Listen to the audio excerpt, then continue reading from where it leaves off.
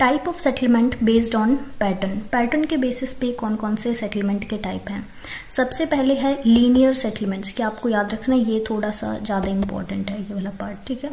सो linear settlement वो होते हैं जहाँ पर जो घर हैं वो रोड के साइड में बनाए जाते हैं। ये रोड है, सो इस रोड के आसपास जो है, जैसे यहाँ पर किसी ने अपना घर बना लिया, तो ये तो बहुत ही कॉमनली हमें इस टाइप का सेटलमेंट देखने को मिलता है। ये रोड भी हो सकता है, कोई रिवर के आसपास भी हो सकता है, या फिर कोई ट्रांसपोर्टेशन रूट के आसपास भी लोग अपने घर बना लेते हैं। Next circular settlement. Circular settlement में जो घर हैं वो एक सर्कुलर पैटर्न के अंदर अरेंज होते हैं इस तरीके से, ठीक है। अब ये डिफेंस या फिर कम्युनल पर्पस के लिए हो सकता है। Next is grid pattern settlement, यहाँ पर जो है स्ट्रीट्स जो हैं वो एक ग्रिड वाले पैटर्न में हमें दिखाई देती हैं, और ये बहुत ही कॉमन है हमारी मॉडर्न सिटीज़ के अंदर, ठीक है। मतलब इस तरीके से में जैसे हम सैटेलाइट की इमेज में देखें तो कुछ सिटीज़ के अंदर काफ़ी अच्छी प्लानिंग करके घर बनाए जाते हैं, तो वो एकदम ऐसे अलग अलग ब्लॉक जो हैं वो हमें दिखाई देते हैं। Next is cultural and historical settlements. इसके अंदर पहला टाइप है एंशिएंट सेटलमेंट। ये वो सेटलमेंट हैं जो हिस्टोरिकल सिविलाइजेशन को रिफ्लेक्ट करते हैं, बहुत ही पुरानी सिटीज़ वगैरह और वहाँ पर जो रूइंस वगैरह हैं उनको। जैसे कि हम बात करें बनारस एक बहुत ही पुरानी सिटी है, अयोध्या वगैरह हो गए, ठीक है। सो ये एंशिएंट सेटलमेंट है। Next is indigenous settlement. ये जो है सेटलमेंट, ये इंडिजिनस कम्युनिटीज़ जो हैं वो डेवलप करती हैं, जहाँ पर हमें यूनिक कल्चर और आर्किटेक्चरल फीचर्स देखने को मिलते हैं। Next is specialised settlement. Specialised settlement जो होते हैं इसमें हम 3 टाइप देखेंगे। मिलिट्री बेस, जैसे कि डिफेंस या फिर किसी स्ट्रेटेजिक पर्पस के लिए ये मिलिट्री बेस बनाया जाता है। Next is mining towns. Mining towns वहाँ पर डेवलप किए जाते हैं जहाँ पर माइनिंग एक्टिविटीज़ हमें देखने को मिलती हैं। पोर्ट सिटीज़, जैसे ये हमारा इंडिया साउथ वाला पार्ट है, ये हमारी कोस्ट लाइन है, ठीक है, नीचे इंडियन ओशन है। तो यहाँ पर जो है हमें काफ़ी सारी पोर्ट सिटी मिलती हैं, जैसे यहाँ पर मुंबई हो गया, देन चेन्नई, कोलकाता, ये सारी सिटीज़। और इनका जो पर्पस है मेन यहाँ पे ट्रेड का होता है। सो पोर्ट सिटी है, काफ़ी सारी शिप्स वगैरह आती जाती हैं, सो ट्रेड इनका मेन जो पर्पस है वो सर्व करता है। Next is informal settlement. Informal settlement भी होते हैं, जैसे स्लम वाला एरिया है, स्लम जो है उसके अंदर कैसे झुग्गी झोपड़ी वगैरह होती हैं, तो वो मतलब बहुत ही इनफॉर्मली बनाई जाती हैं, और वहाँ पर हमें कोई प्रॉपर इंफ्रास्ट्रक्चर भी नहीं देखने को मिलता है, ठीक है। सो ह्यूमन सेटलमेंट को अंडरस्टैंड करना ज्योग्राफी के अंदर काफ़ी क्रूशियल है। ये हमें हेल्प करता है एनालाइज करने में कि किस तरीके से पॉपुलेशन डिस्ट्रीब्यूटेड है, अर्बनाइजेशन, और क्या इम्पैक्ट है फिजिकल और कल्चरल फैक्टर्स का कम्युनिटीज़ के डेवलपमेंट में, ठीक है। सो ये जो सिटी है ये बनारस सिटी है, कितनी अच्छी सिटी है, और ये बहुत ही पुरानी सिटी भी है, ठीक है। और डिफेंस के लिए भी जो हमने देखा था कि अलग टाइप के सेटलमेंट्स होते हैं। अब हम जो ह्यूमन सेटलमेंट हैं उनमें क्या कॉमन कैरेक्टरिस्टिक्स हैं उनको डिस्कस करेंगे। तो मैं आपको एक इमेज दिखा देती हूँ। ये स्लम वाला एरिया है, ठीक है, ये वाला एरिया, यहाँ पे कुछ भी ऑर्गेनाइज नहीं है, सब कुछ इनफॉर्मल है। Some common characteristics of human settlements. First one is location. Location सबसे इम्पॉर्टेंट है।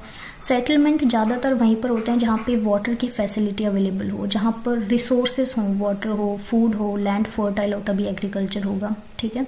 सो लोकेशन पे तो ये काफ़ी ज़्यादा जो है सेटलमेंट डिपेंड करते हैं कि सेटलमेंट अगर वहाँ पर हम बना रहे हैं तो वहाँ पे आसपास इन सभी रिसोर्सेज की हमें अवेलेबिलिटी होनी चाहिए, ठीक है।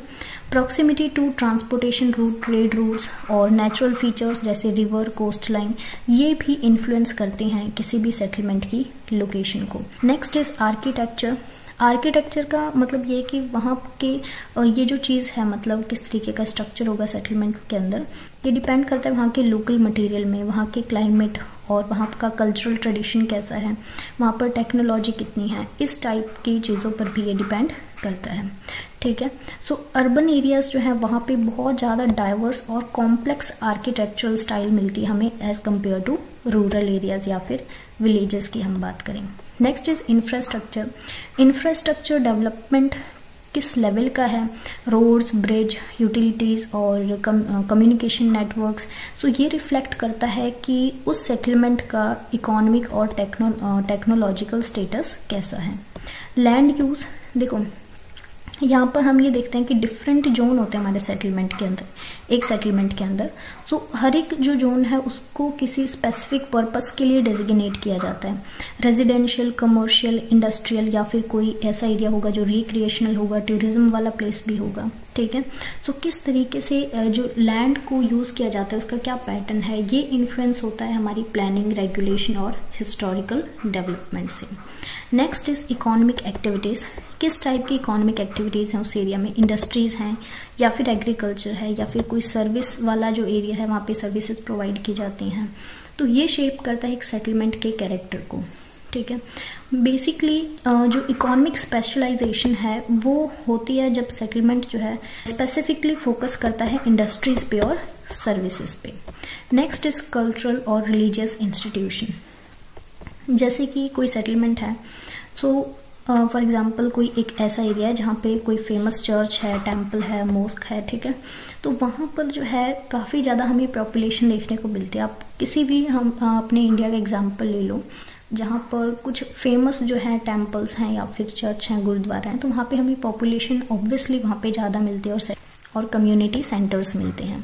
इन इंस्टीट्यूशंस का हमारे जो कम्युनिटी है उसकी सोशल लाइफ, उसकी आइडेंटिटी को शेप करने में काफ़ी इम्पॉर्टेंट या फिर सिग्निफिकेंट रोल है। Next is governance and administration. इसके अंदर हम देखते हैं कि क्या वहाँ पे गवर्नेंस का स्ट्रक्चर है, जैसे local government offices, police station या फिर कोई एडमिनिस्ट्रेटिव बिल्डिंग। सो ये रिफ्लेक्ट करता है वहाँ के ऑर्गेनाइजेशन और सेटलमेंट की। जैसे कि दिल्ली है, दिल्ली हमारा बहुत ही इम्पॉर्टेंट प्लेस है क्योंकि हमारे जितने भी जो गवर्नमेंट से रिलेटेड जितने भी बिल्डिंग्स वगैरह हैं और हमारी गवर्नमेंट से रिलेटेड जितने भी इम्पॉर्टेंट इंस्टीट्यूशंस हैं वो हमें दिल्ली में मिलते हैं। Next is factors influencing distribution. सबसे पहले है फिजिकल ज्योग्राफी। कोई एरिया है वहाँ का नेचर कैसा है, रिवर, कोस्ट लाइन, लैंड कैसी है, तो ये इन्फ्लुएंस करती है उस सेटलमेंट की लोकेशन को। जहाँ पर ज़्यादा रिसोर्सेज की तरफ एक्सेस होगी उस एरिया में तो वहाँ पर हमें सेटलमेंट्स ज़्यादा मिलते हैं। क्लाइमेट पे भी चीज़ें डिपेंड करती है। जहाँ का क्लाइमेट थोड़ा अच्छा होगा, सुटेबल होगा हमारे ह्यूमंस के लिए, तो वहाँ पर लोग ज़्यादा प्रेफर करते हैं रहना जहाँ पे मॉडरेट क्लाइमेट है। जहाँ पर एक्सट्रीम क्लाइमेटिक कंडीशन होती है वहाँ पर रहना कोई पसंद नहीं करता, लेकिन हाँ लोग रहते हैं क्योंकि उनके पास कोई चॉइस नहीं होती। Next is resources. रिसोर्स हमें जहाँ पे मिलेगा, चाहे वो लैंड हो एग्रीकल्चर वाली या फिर मिनरल्स हो, टिम्बर हो, ये सारी चीज़ें लोगों को अट्रैक्ट करती हैं और उनके सेटलमेंट पैटर्न को डिटरमाइन करती हैं। Next is transportation. ट्रांसपोर्टेशन तो सबसे इम्पॉर्टेंट है। अब ट्रांसपोर्टेशन, रिवर, रोड, पोर्ट, इन सब का भी काफ़ी ज़्यादा सिग्निफिकेंट रोल है सेटलमेंट के डिस्ट्रीब्यूशन में। और जो पोर्ट वाला है ये तो काफ़ी इम्पॉर्टेंट है ट्रेड और कॉमर्स के लिए। इनफैक्ट रोड भी अच्छा इंपॉर्टेंट रोल प्ले करता है। Next is historical factors. Historical events, ठीक है, हिस्ट्री उस प्लेस की कैसी है ये भी इम्पैक्ट करता है कि वहाँ का सेटलमेंट किस टाइप का होगा और कैसा होगा। So this is all about human settlements. इस वीडियो को यहीं पर एंड करते हैं। Thank you so much for watching this video और चैनल को सब्सक्राइब कर लेना।